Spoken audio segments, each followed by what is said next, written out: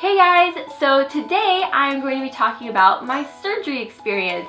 As you may know, I just recently had surgery on my uterus to remove the septum, and it feels good. It feels good to finally have it removed. I am currently recovering. I'm just a few days out, and so I kind of want to talk about, my experience in the operating room, and then kind of how I'm recovering now, and I might even show you some pictures.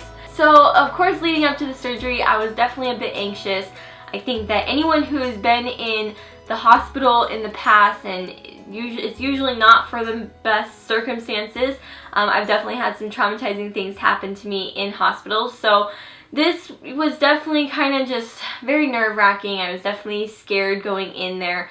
But I was also excited. I'm excited to get this surgery over with. I really just wanted to stop talking about it. I've been talking about this surgery for a year now, and I just wanted to move on to the next step because it is a really exciting time in our life. Me and Brian are so young and we're ready to have more kids, and I definitely can't have more kids, and I don't want to be scared to get pregnant when I have this thing in my uterus that is causing, losses. But of course, with any surgery, it's definitely a bit anxious, leading up to surgery. The night before the surgery, I actually had to put a small pill into my cervix, basically right on the cervix, to help soften and dilate them, which definitely made me very crampy for the night before. I was very uncomfortable. And we got there at 11 a.m. My surgery wasn't until, it ended up not being until 2 p.m. It originally was supposed to be at 1. So we had to sit there for 3 hours, and I definitely during that time got really anxious. I started feeling that like anxiety feeling, and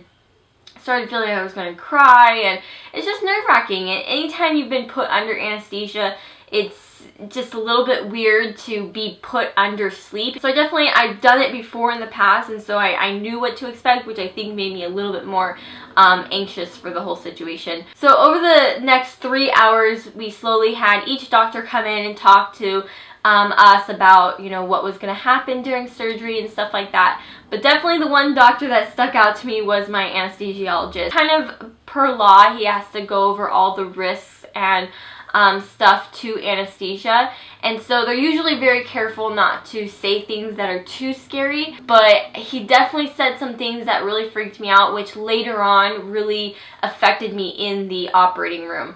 After I would be put under, I would no longer be able to breathe on my own, so he would have to put something into my throat that would help me breathe, and then if they were to need to go any further, they would actually end up intubating me for just the period of time that I'm under anesthesia. I definitely started getting really scared as we led into the operating room. Before they bring you into the operating room, they actually do give you a little bit of an anti-anxiety medication, which did help a tad. But sometimes for me personally, the anti-anxiety med actually backfires in a way, because I start to feel no longer in control and I start panicking a little bit more. I just remember that moment when he put the mask on my face and he was like, okay, just take some deep breaths, and I start to take deep breaths and I start to feel like I can't breathe, and I'm like, and I do, and I'm looking at him, I'm basically looking at him in the eyes, and I told him, I said, I'm scared. And he said, it's okay, just keep taking a deep breath. And of course, as I'm taking a deep breath, I feel like I can't breathe, and I start panicking, but then of course, lights go out and I'm out. But I remember that moment, and it was really, really, really scary. It definitely was not my favorite moment. I remember when I woke up, I actually woke up in the operating room, and they slowly moved me over to another bed. And I told them I was in a lot of pain. I definitely had some discomfort in my uterus and just a lot of cramping and stuff, and so I think they gave me some pain meds, which I don't remember helping a ton. I remember being in quite a bit of pain until I got home, basically. After the surgery, they got my family, my husband and my mom finally came in the room, and the doctor came, and they basically told me that he got everything. He feels super confident that he was able to get the entire septum, which was so awesome to hear, because definitely the one thing I didn't want to hear was, after going through all this traumatizing stuff, that I would have to end up possibly doing it again. Actually, I'll show you some pictures. So right here you can see that there are 2 different horns. You can see 2 different dark holes, and that bright line in the middle, that's my septum. And then you can see in this picture where he starts to basically make a cut. I believe it's horizontally. He starts cutting. And so he starts cutting along the septum until basically he reaches the uterus, the top of the uterus, and then he stops, and you can still see 2 holes, and basically those are my fallopian tubes. And he feels very confident about it, and I'm just so happy about that. He said, "You have a normal uterus, and I'm sure that is a huge relief for you." And I said, yes, it is. So as far as recovery, it has been going pretty good. I can say that probably the most shocking part of the recovery process is the bag that has to hang out of my uterus until Friday, which is basically a week since my surgery. It's not a tiny tube. It's definitely a pretty large tube. It's kind of, I would say, like the thickness of like my pinky. It hangs down about a foot, and then a foot below that is like a big bag, like a big hospital bag. It's much larger than I expected. It's not just like a little tiny tape to my leg. It's got these rubber bands that are like strapped around my legs. And then in that bag is basically blood. It's drainage from the uterus, and it's super gross, super gnarly to look at. I'm not going to show you. I've been asked to show what it looks like, but I'm not going to show you guys because it's kind of embarrassing actually. So I'm going to get that out as soon as possible. And basically it's like this little bulb in my uterus holding my uterus up so that it all heals properly with no problems. They did send me home with Norco pain meds, which is basically a very strong pain medication, but I feel really good to be able to say that I haven't had to take any of that. I've taken a couple of ibuprofens like the first couple of days after my surgery. I'm not in a lot of pain. I'm definitely healing really good. And then as far as medication that I have to take, I do have to take doxycycline, which is an antibiotic. I have to take that twice a day.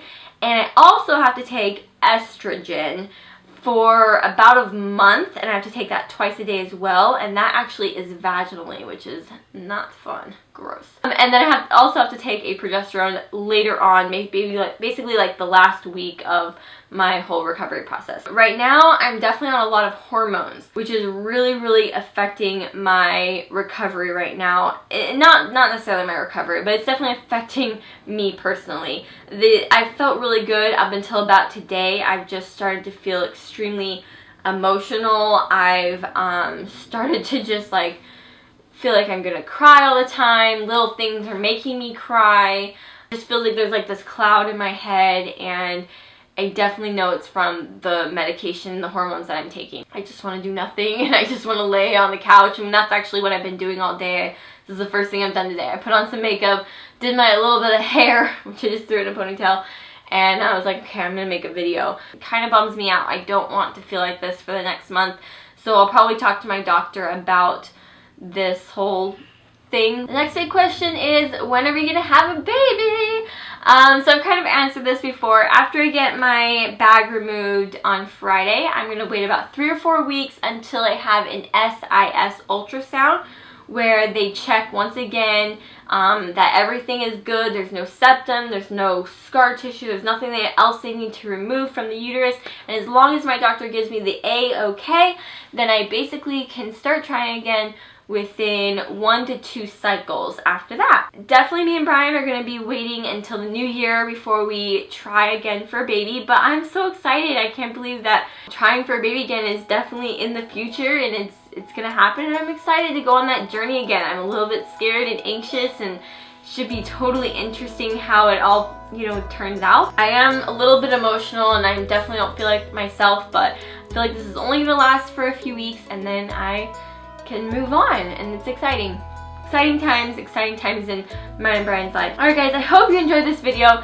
Give it a thumbs up if you did, and let me know in the comments, what do you do when you feel that emotional part of yourself? I feel like every girl gets that, you know, just sad feeling, they want to cry, and let me know, what do you do to help cheer yourself up? But I will see you guys in my next video. Bye! Okay, so let's go ahead and get our pumpkin puree in here. And along with the pumpkin puree, we will put the water in as well. And then we'll mix that up really good.